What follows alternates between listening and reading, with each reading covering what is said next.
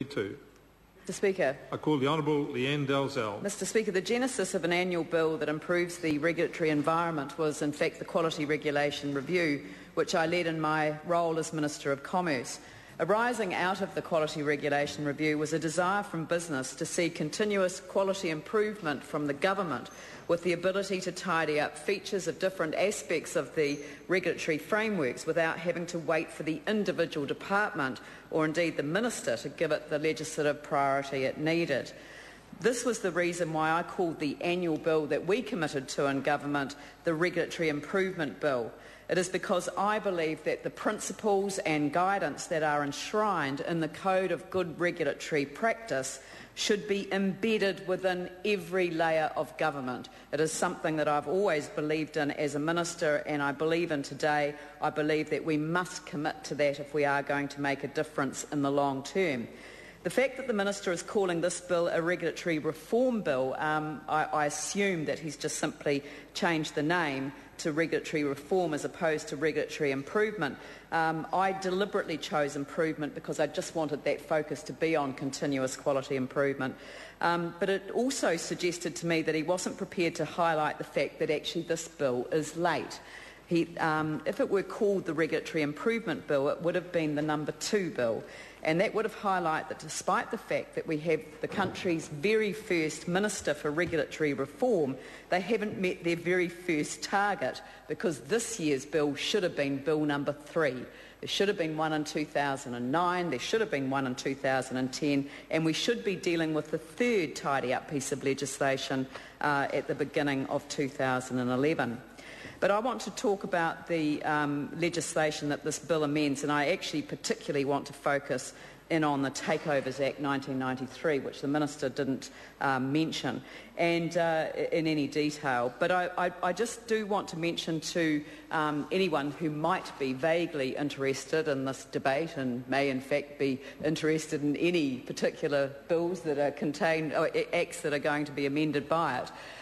For example, I really do recommend to people, and I do say this on many occasions, I'm deeply disturbed that the government made the decision to take the regulatory impact statements out of the bills, because it does mean that you have to go to the either the Treasury website or the MED website and print them off. Now, of course, because there are so many acts being amended, there are indeed different regulatory impact statements for each of the bills being amended, but they make for fascinating reading because, of course, some of these regulatory impact statements don't meet the standards of good practice around regulatory matters, which I find somewhat ironic, but there is more than one irony in the debate that we're having today. I just wanted to just mention, for example, the changes to the Registered Architects Act 2005, which will hardly excite, I think, a lot of comment, because in fact it's going to reduce the cost of the complaints process, as I read it, from $33,300 per case to a mere $19,100 per case, and that is by removing the investigating committee and disciplinary committee hearing processes and replacing it with a hearing, if necessary, in front of the actual board itself on the report of the investigation committee. So it's making a sensible proposal. It seems like good sense to me. And what it will really do is knock the time off the investigation process and the hearing process, which sounds to me to be a good thing as well. But it was this little bit that I just thought was really interesting, and I've had quite a lot to do with architects of late, given circumstances down in Christchurch, and they might be interested in this. Architects will still pay the same fees, and the time taken to process a complaint will at least halve.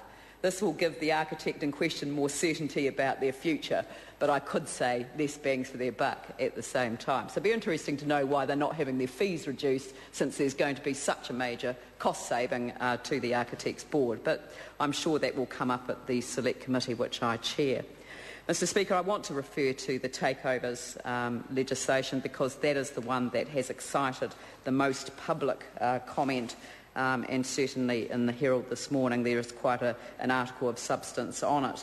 But before commenting on the specific issue, I did want to use this as an opportunity to acknowledge the work of the Capital Markets Development Task Force, which again, its work is being recognised in the legislation that we have in front of us. They actually spent, I know, quite a considerable amount of time with the Takeovers Panel in order to establish what changes did need to be made to the panel's arrangements in the code in order to facilitate the work that they were doing.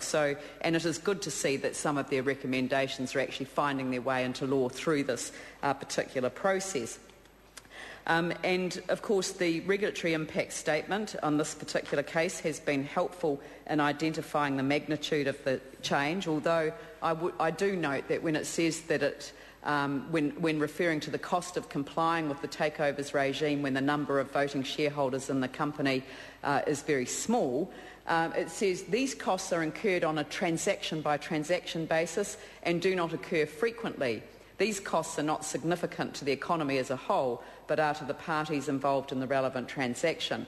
Because of a lack of a mechanism to collect data, it is unknown how many companies are affected by this problem. So sometimes the Minister has a habit of kind of overstating the impact that a lot of these things will have. And I don't disagree with making some of the changes that are proposed to the law, but there is one that I really do want to deal with in detail. And that is the question of international comity between New Zealand and any other country being added to the objectives of the code. But I commented before on irony about the debate today, and this is really where the irony kicks in. A national government passed the Takeovers Act in 1993. In fact, I've been around so long that I sat on the select committee that considered the Takeovers Bill as it was back at that time. And I wondered whether anyone in the House today actually remembered how long it took the government of the day, the national government, to allow a code to be written to give the Takeovers Panel some work to do. And I wondered whether there was anyone in the House today that could actually remember how long it took the national government to actually do that.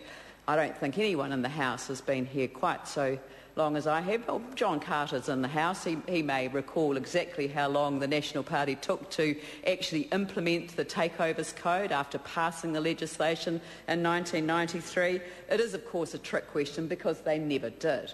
They never gave the Takeovers Panel a code to enforce. They did not empower the Takeovers Panel to write a Takeovers Code that would come into force. So for a number of years, the head of the Takeovers Panel used to sign off on an annual report to Parliament which was nothing more than a blank sheet of paper. So that is why it is ironic.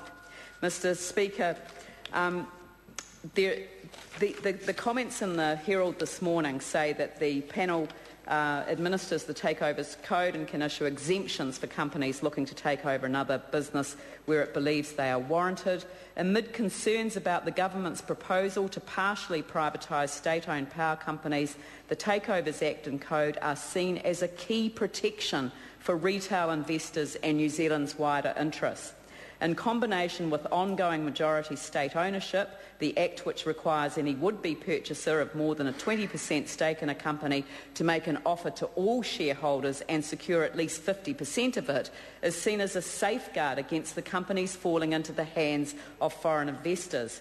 Ministry of Economic Development officials said the amendment had been added to allow the Commerce Minister to take into account comity between New Zealand and any other country as an objective when formulating any recommendations relating to the code. It's unfortunate that that's not what the officials advised the Minister for Regulatory Reform when they prepared the regulatory impact statement which went to Cabinet, because they in fact made it absolutely clear that this was about making it easier for the panel to provide exemptions in cases such as these. So I think that there is a very genuine concern about this.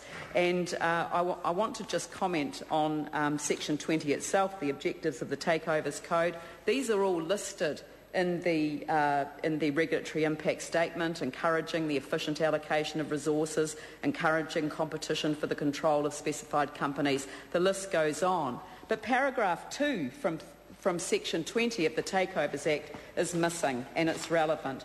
In formulating recommendations, it's for the Minister to determine the weight that should be given to any particular objective. The Minister for Commerce is the Minister for SOEs, and we should be worried. I regret to advise the member her time has expired.